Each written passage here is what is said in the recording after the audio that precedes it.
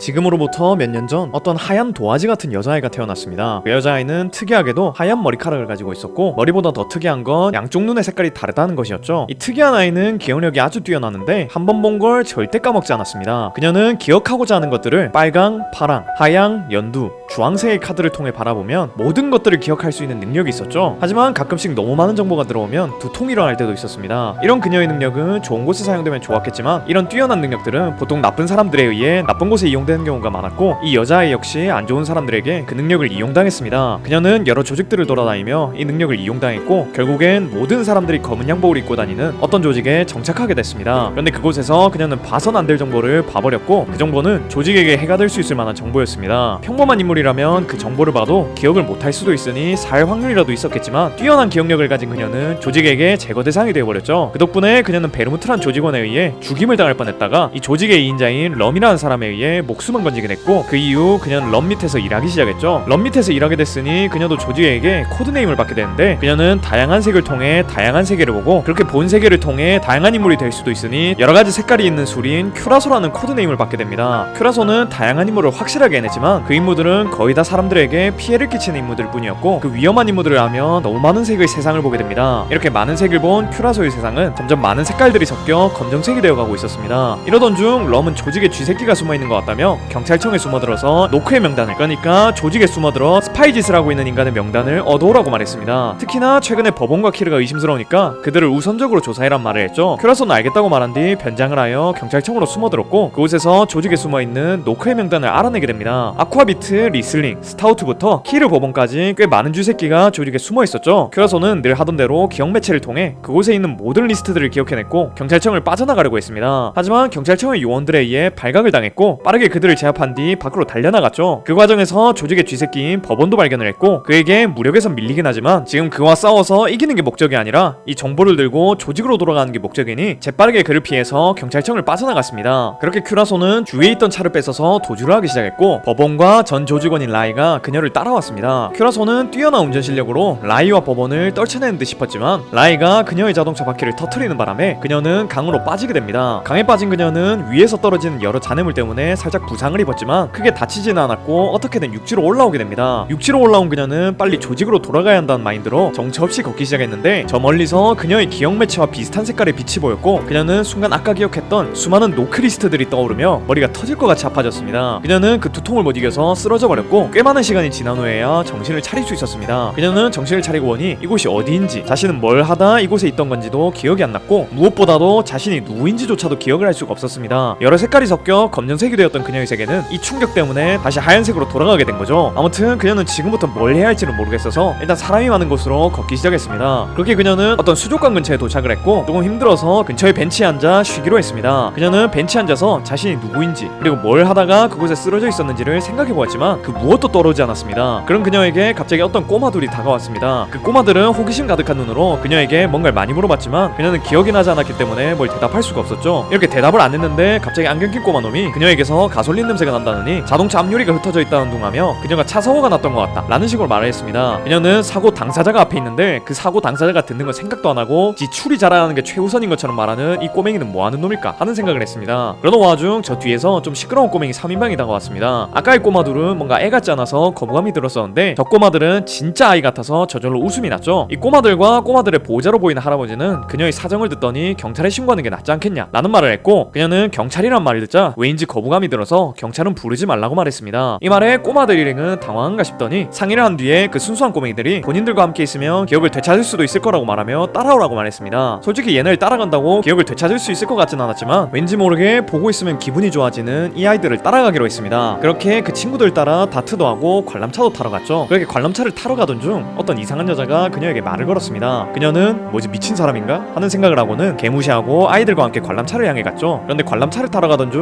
그 아이들 중에 주먹밥 두상을 가진 아이가 높은 곳에서 떨어지게 됐고 그녀는 자신도 모르게 몸을 날려 남자애를 구해줬습니다. 근데 남자애가 떨어지는 과정에서 보호자인 할아버지를 쳤는지 할아버지가 다쳐버렸고 의무실에 오게 됐습니다. 그렇게 할아버지를 치료하고 나가려고 했는데 갑자기 갈색머리 여자애가 심각한 얼굴로 잠깐 상의할 게 있다는 식으로 말을 했죠. 그래서 밖에 나가가지고 갈색머리 여자애와 안경 낀 남자애 둘이서 뭔가 얘기를 나누기 시작했습니다. 그녀는 얘기가 끝날 때까지 기다리려고 했는데 그 순수한 아이들이 몰래 관람차를 타러 가자고 말했고 솔직히 그녀는 저 둘보다 이 순수한 아이들이 더 좋았기 때문에 아이들과 함께 관람차를 타러 갔습니다. 그렇게 그녀와 아이들은 관람차에 탔고, 아이들은 그녀에게 아까 뭉치를 구해주는 걸 보니 운동선수였을 것 같다 라고 한다거나, 그녀의 비율을 보니까 모델이었을 것 같다고 하는데 그녀에게 많은 칭찬을 해줬죠. 솔직히 그녀는 기억을 잃어서 이전에 어떤 삶을 살았는지는 기억이 안 났지만 이런 순수한 칭찬을 굉장히 오랜만에 받는 것 같았고, 덕분에 기분도 꽤 좋아졌습니다. 그렇게 좋은 마음으로 관람차를 타고 있었는데, 관람차 아래의 여러 색깔의 조명들이 갑자기 그녀의 눈앞에서 합쳐졌고, 그 순간 그녀는 머리가 터질 듯한 고통을 느끼며 알 수 없는 기억들이 떠오르기 시작했습니다. 이렇게 그녀가 아파하자 같이 타고 있던 아이들이 그녀를 데리고 놀이공원 내부의 의무실로 갔습니다. 거기서 간단한 진료를 한 뒤 그녀의 신원조회도 해야 하고 조금 더 세부적인 치료도 할 겸 경찰병원으로 옮겨가기로 합니다. 그녀는 경찰병원에 가서 진료를 받게 되는데, 그렇게 진료를 받으면서도 그 순수한 아이들이 보고 싶어졌습니다. 그래서 그녀는 주변에 있는 경찰에게 그 아이들이 보고 싶다고 말했고, 경찰은 잠시 회의를 하더니 알겠다고 말하며 그 아이들을 데리고 와줬습니다. 아이들을 웃으며 그녀를 반겨줬고, 그녀는 그 아이들을 보자 자신도 모르게 미소가 지어졌습니다. 그렇게 그녀는 아이들과 함께 오델로라는 게임을 했는데, 그 게임을 하던 중 주먹밥 두상의 아이가 그녀에게 하얀 돌고래 열쇠고리를 건네줬습니다. 들어보니까 아까 다트의 우승 경품인데 직원분이 색을 칠하지 않은 돌고래 열쇠고리를 하나를 더 줬다고, 이걸 누나가 가졌으면 좋겠다 라는 식으로 말을 했습니다. 아이들은 그녀에게 이 하얀색 돌고래에 무슨 색을 칠할 거냐 라고 물었고, 뭉칠한 아이는 그녀가 검은색보다는 하얀색이 더 잘 어울린다고 그냥 지금 있는 그대로 하얀색 돌고래로 하는 것도 좋을 것 같다 라고 말을 했습니다. 그녀는 이 말에 뭔가 기억이 나는 듯 했지만, 그때 공안경찰 쪽에서 경찰청에 저 여자가 침입했어서 수사를 해야 한다고 말하더니 그녀를 데려가게 됩니다. 그녀는 아이들과 헤어지는 게 아쉽긴 했지만 나중에 또 만나면 된다고 생각하여 아이들에게 인사를 했죠. 그렇게 그녀는 공안을 따라갔는데, 왜인지 그 공안은 그녀를 아까의 관람차로 다시 데려갔습니다. 공안은 관람차에 타서 그녀의 한쪽 손을 수갑으로 고정시키고 총을 겨누며 자신이 기억 안 나냐고 물었습니다. 그녀는 이런 못생긴 얼굴을 기억해야 할 이유가 있나 싶어서 기억 안 난다고 대답했습니다. 그렇게 의미 없는 대화를 하던 중 오전 때보다 더 밝게 빛나는 다양한 색들의 조명들이 그녀의 눈앞에서 겹쳐졌습니다. 그 순간 그녀는 또 한 번 극심한 두통을 느꼈고, 그 두통과 동시에 모든 기억들이 돌아왔습니다. 큐라소는 기억이 돌아오자마자 자신을 취조하던 공안을 제압하고 수갑을 풀었습니다. 그리고 근처에 있는 전화로 베르무트에게 전화를 걸려다가 순간 멈칫했습니다. 큐라소는 굳이 조직에 돌아가야 되나 하는 생각을 했죠. 조직으로 다시 돌아간다면 그녀는 또 검정색의 삶을 살아야 했습니다. 하지만 그녀는 그 아이들에게 자신은 검은색보단 하얀색이 더 잘 어울린다고 지금 있는 그대로의 모습이 좋다는 말을 들었기 때문인지 처음과는 다른 마음을 가지고 베르무트에게 전화를 걸었습니다. 베르무트는 큐라소에게 거기서 기다리면 조직원들이 큐라소를 데리러 갈 거라고 말했습니다. 하지만 큐라소는 조직으로 돌아갈 마음이 사라졌기 때문에 조직이 데리러 오는 걸 기다리지 않고 관람차를 빠져나와서 그곳을 빠져나가기 시작했습니다. 그렇게 빠져나가던 와중에 그 아이들과 함께 있던 갈색머리 여자아이를 발견했죠. 그 여자아이는 큐라소를 보고 놀라서 난간 밑으로 떨어질 뻔했고, 큐라소는 떨어지는 그 여자아이를 잡아줬습니다. 그 여자아이는 큐라소에게 자신을 그들에게 데려갈 거냐고 물었습니다. 큐라소는 얘가 말하는 그들이란 검은 조직을 말하는 것 같은데 얘가 검은 조직을 어떻게 하는 건가 싶었습니다. 근데 이 아이의 얼굴을 자세히 쳐다보니까 예전에 조직을 배신하고 나갔던 쉐리의 얼굴이 보였죠. 큐라소는 그 순간 무슨 이유인지 모르겠지만 그 쉐리가 유아화된 게 이 여자아이라고 생각을 했고, 일단은 그 여자아이를 구해줬습니다. 그리고는 쉐리에게 자신은 조직으로 돌아가지 않을 거고 내가 살고 싶은 대로 살 거라고 말했습니다. 그 말을 하고 떠나려고 했는데 쉐리가 큐라소 인생을 바꿔준 3명의 꼬마아이가 아직 관람차 안에 있다고 말했습니다. 큐라소는 지금 조직원들이 큐라소를 배신했다고 생각해서 미쳐가지고 관람차에다가 총기 난사하고 있는 상황이라 이건 자신이 미끼가 되어줘야 아이들이 살 수 있다고 생각했습니다. 그래서 그녀는 쉐리에게 아이들을 맡기고 미끼가 돼서 조직원들의 시선을 끌었습니다. 그 덕분에 관람차를 향한 총기 난사는 좀 줄었지만 그녀는 조직이 쏜 총알과 그 총알에 맞고 나온 파편 때문에 큰 부상을 입었죠. 큐라소는 부상을 치료해야 했지만 아이들이 탄 걸로 추정된 관람차가 갑자기 수족관 쪽으로 굴러가는 걸 봤고, 그걸 막기 위해 크레인을 몰고 관람차로 달려갔습니다. 그렇게 그녀는 관람차의 진로를 바꾸기 위해 크레인을 관람차에 걸었습니다. 그런데 그 순간 관람차 안에 아직 아이들이 있는 걸 목격했고, 진로를 바꾸는 게 아니라 관람차를 멈춰야 한다고 생각해서 관람차를 향해 크레인을 타고 뛰어들었습니다. 그녀의 이런 노력 덕분에 관람차는 멈췄고 아이들도 무사하게 됐습니다. 하지만 그녀는 관람차 아래에 깔린 뒤 그 이후에 일어난 폭발에 휘말려 버렸죠. 하얀색으로 태어난 그녀는 여러 사람을 만나며 여러 색깔로 살았지만 결국 안 좋은 인간들에 의해 검정색으로 변하게 됐습니다. 하지만 다시 한번 새하얀색으로 돌아가는 찬스를 얻었고, 순수한 하얀색의 아이들이 그녀는 새하얀색일 때 가장 아름답다는 말을 해준 덕분에 다시 검정색으로 돌아가지 않고 하얀색의 모습으로 새까맣게 타버리게 된 거죠. 이렇게 누구보다 하얀색이 잘 어울렸던 큐란소의 얘기는 끝이 나버립니다.